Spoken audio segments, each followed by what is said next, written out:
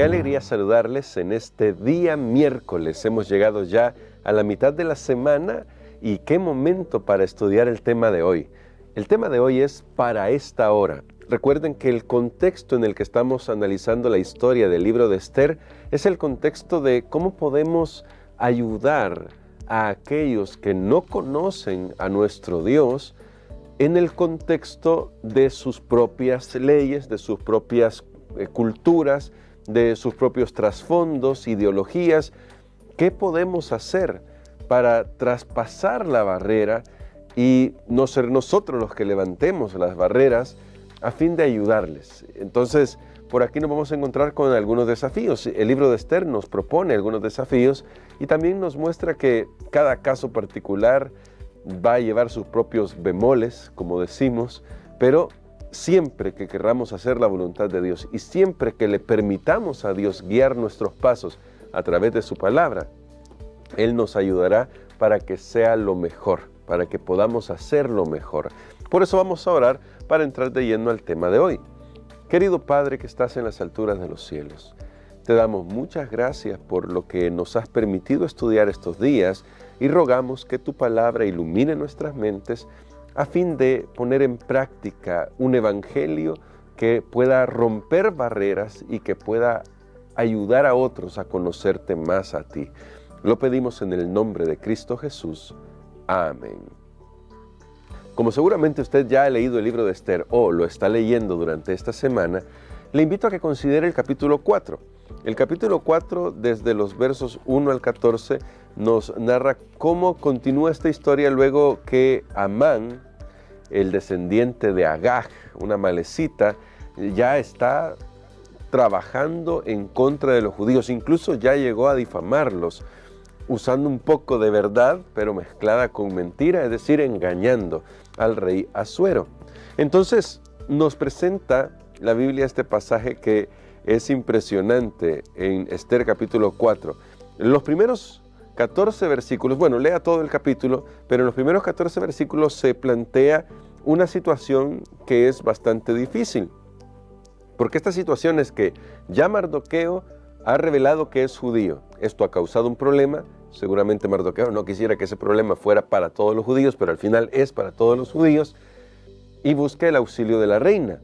Ahora la reina está en un problema, porque es cierto que ella era la reina principal, la esposa principal. Es verdad que logró este estatus, pero las leyes de los persas eran serias. Y había una ley que impedía que cualquier persona, cualquiera, incluso la reina, incluso la esposa reina, llegara ante el rey así porque sí. Debía ser invitada por el rey. Era como que tenía que tener su agenda para que pudiera ver al rey. Y de hecho, el rey podía mandarla a llamar cuando quisiera, ella tenía que estar dispuesta, pero ella no podía entrar a ver al rey a la hora que ella quisiera. Qué tremendo, ¿no? Eran cuestiones de la cultura de los persas, era la forma en que ellos manejaban los asuntos personales y políticos en su tiempo. Así que está en un verdadero problema, porque el gran problema es que dependía un poco del estado de ánimo del rey. Cualquier persona, no me estoy refiriendo en este momento solo a la reina Esther, cualquier persona que llegara de improviso a ver al rey, se exponía al estado de ánimo del rey. Si el rey estaba de buenas, como decimos, si tenía buen talante en ese día, pues seguramente iba a encontrar favor y podía presentarse ante el rey. Pero ¿y qué tal si le habían dado malas noticias? ¿Qué tal si los ministros lo habían enojado? No sé, podía ser algo terrible, ¿no? Así que sí, la reina Esther está en un problema. Y ella misma lo menciona en el relato. Lo menciona. Y ahora vamos a escuchar algo que, siendo muy francos, uno podría decir, pues aquí está un poquito contradictorio. Porque ahora, y usted lo puede leer en el verso 14, Mardoqueo le dice a Esther, bueno, desde el verso 13, entonces Mardoqueo dijo que respondiesen a Esther, no pienses que por estar en la casa del rey serás la única en librarte entre todos los judíos, porque si del todo callas ahora, respiro y liberación tendrán los judíos de otra parte, pero tú y la casa de tu padre pereceréis, y quién sabe si fue para esta hora que has llegado al reino. Bueno, Mardoqueo sabe que Dios está conduciendo los destinos de todo el mundo, de todos los reinos, de todas las personas. Y aunque a veces no lo vemos tan claro, siempre la mano de Dios está conduciendo cada destino. Nos permite elegir, nos permite decidir, pero todo en función del gran propósito que Él tiene. Así que ahora Mardoqueo confronta a Esther. Este ya no es el momento de callar. Y esto es lo que podría parecer contradictorio, porque uno dice, bueno, pero es que al principio le dijo a Esther que no dijera que ella era judía, y por eso llegó hasta donde llegó. Sí, es verdad, eso fue lo que le dijo, pero recuerden que todo se ve en el contexto. El contexto era evitar que hubiera una barrera de entrada. ¿Sí? Este era el problema al principio, evitar una barrera de entrada. Una barrera que impidiera que Esther pudiera tener las mismas oportunidades de poder ser la reina de Medo-Persia. Ahora, esto no significaba, y lo expliqué el día que hablamos de esto, no significaba que Mardoqueo le estaba diciendo que no viviera como una judía. Claro, ella iba a vivir sus principios y se ve en la historia como ella era una persona prudente, amable, bondadosa. Trató de vivir los principios con los que había crecido, los principios de sus antepasados, de su religión, los principios que encontramos en las Sagradas Escrituras. Trató de hacerlo, pero no necesitó decir que era judía, porque la mención del nombre de los judíos podría crear una barrera de entrada. Sin embargo, ahora ya hay un problema. Ahora ya, y aquí está la razón por la que Mardoqueo le pide, este es el momento de hablar. Ahora ya hay un problema. Ya todos los judíos están señalados. Todos los judíos han sido puestos en el ojo del huracán a causa de Amán. Y ahora Mardoqueo le dice, este es el momento de que hables. Ahora sí puedes decir, yo también soy judía. Y ponerte del lado que debes ponerte. Porque ya Dios te bendijo, llegaste hasta donde estás porque Dios te condujo hasta ahí. Y quién sabe si fue para eso, justamente que Dios te llevó hasta ese lugar. Así que este es el momento de hablar. Y esto es lo que se nos avecina hacia el futuro. A veces hay personas que les gusta comenzar a hacer problemas y pleitos hoy. No nos damos cuenta que viene ese momento en el que todos vamos a tomar una decisión. Y a veces quienes están juzgando en este momento la espiritualidad de otros porque no se ajustan a su modelo de hacer las cosas, tal vez sean los que terminarán saliendo de la iglesia. No lo digo con el deseo de que así pase, pero el asunto es que este es el momento de que todos trabajemos en función de ir hacia los demás y ayudarles a conocer a Jesús, a los que están afuera. Va a llegar el momento, y se acerca ese momento en el que cada uno de forma individual, de forma muy personal, va a tener que hacer lo que la reina Esther, tomar una decisión. ¿Qué va a hacer en ese momento? Ahora vemos que Amán está desafiando a Esther, porque ya Esther pudo ver cómo Dios la condujo hasta ahí. Ahora Mardoqueo le dice que a causa de lo que ha hecho Amán y del decreto que está poniendo en peligro la existencia del pueblo de Israel, del pueblo de Judá, de los judíos, ahora es el momento de tomar una decisión. Y aquí la fe de Esther sobresale, porque ella dice, está bien, oren por mí, y la oración, esto es fundamental. Usted ya sabe que la oración es fundamental.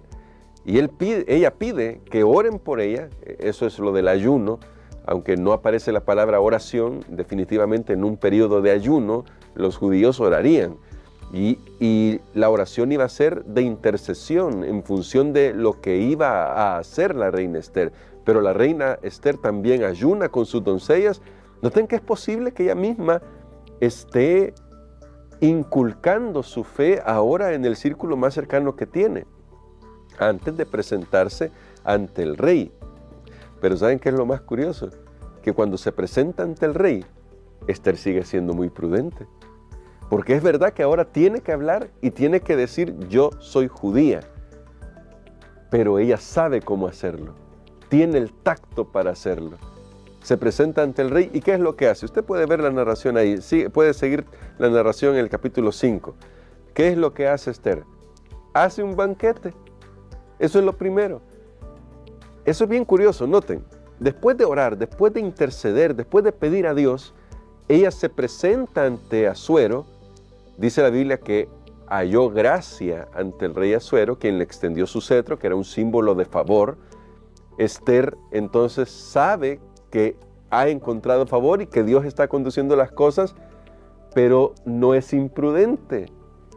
Además estaba en la sala del trono. ¿Quién sabe si ahí estaba Amán? Lo más seguro es que sí, porque era un alto dignatario. Ahí estaba Amán.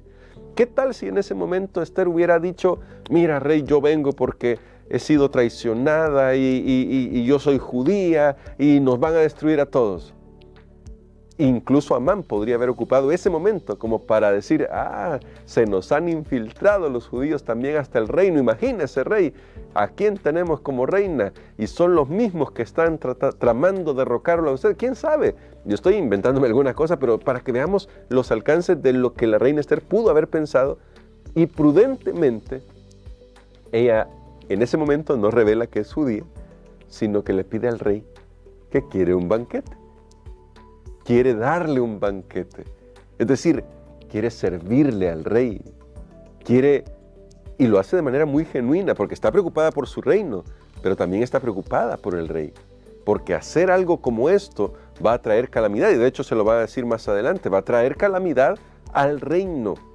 Así que es una persona que está preocupada por su pueblo, tiene que interceder por su pueblo, pero además está interesada genuinamente en el rey y en su reino. Ninguna de las dos cosas está en contradicción. Ella sabe cómo está haciendo este trabajo. Incluso después del primer banquete, cuando el mismo Asuero le promete que le puede dar hasta la mitad del reino, Esther pide un segundo banquete, porque seguramente necesita en primer lugar dominarse, controlarse, para saber expresar lo que tiene que decir, para que sus propias palabras no la traicionen, y luego ganarse el corazón del rey, ganarse su confianza de verdad, que sepa que no está tratando de hacerle daño. Saben que aquí podría haber, esto es una interpretación mía, vuelvo a repetir, cuando aquí doy un comentario es solo mío y puedo equivocarme. Usted puede buscar otros comentarios, pero ¿sabe qué podría haber sido la indicación o cuál podría ser la intención de un segundo banquete? Cualquiera que se acercaba al rey, por eso los coperos eran tan importantes en esa época, y lo vemos en el caso de Nehemías con el rey Artajerjes, cualquiera que se acercara al rey con comida podría envenenar al rey, podría causarle daño al rey. Un segundo banquete indicaría que si ya pasó el primer banquete, la reina Esther no tenía intenciones de hacerle daño al monarca. Aún siendo ella judía, aunque han sido calumniados por Amán, el rey podría haber constatado que después de la comida con la reina Esther no tuvo ningún mal, estuvo bien de salud, no le afectó nada. ¿Por qué? Porque la reina Esther no está tratando de hacerle daño. Así que es muy probable que detrás de esta indicación de que quiero un segundo banquete, esté esta idea de decirle al rey, tú has estado en mi casa, has comido de mi comida y estás bien de salud, porque yo no quiero hacerte daño, porque lo que quiero es otra cosa, quiero servirte. O sea, yo creo que veamos todas las implicaciones en el segundo banquete. Ahí sí la reina Esther revelará que ella es judía y qué es lo que ha pasado. Y todos conocemos esa historia, pero quería que viéramos en detalle algunos de estos pasos para que nos demos cuenta que hay un momento que es definitorio. Cada uno enfrenta su propio momento definitorio. Lo hacemos ahora en día y pronto, se acerca muy pronto el día en que esto será una obligación. Cada uno tendrá que tomar una decisión de qué lado estamos. Pero también, mientras llegue ese día, tenemos un privilegio. Con amor y contacto, ayudar a aquellos que están necesitando conocer a Jesús, como lo hizo la reina Esther con el propio rey Asuero. Y ya vamos a ver el resultado de esto, pero veamos estos pasos, que aunque tiene que ser decidida ahora, ella no va ante Asuero tratando de imponerse, ella va con humildad, tratando de servir, tratando de mostrarle al rey que realmente está preocupada por él y por su reino. Y esto es ganarse la confianza, esto es el método de Cristo.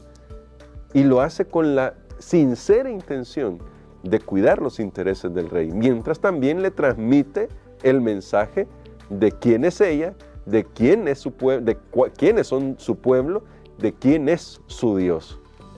Así que meditemos en las lecciones que podemos extraer de aquí, para que al reflexionar en esto, también Dios ilumine nuestras mentes para saber cómo podemos compartir la fe en ambientes en los que tal vez sea muy difícil hacerlo, pero cómo hacerlo con el tacto, con el carácter y con la decisión que lo hizo la reina Esther.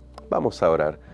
Querido Padre, estamos muy agradecidos porque hay muchas lecciones acá que podemos aprender y te suplicamos ayúdanos a extraer cada lección que podamos de manera personal para que podamos hacer nuestra labor. Tal vez en este momento debemos orar por nuestros hermanos que viviendo en un lugar extranjero de difícil acceso para el cristianismo, tienen que testificar. Dales la sabiduría, el tacto, el amor. Pero también nosotros donde estamos, que tal vez vivimos en países mucho más libres en este sentido, también necesitamos aprender a llevar con amor y con tacto tu luz para que ilumine realmente los corazones y derrita la incredulidad y el recelo en otros. En tus manos de amor nos encomendamos por Jesús. Amén.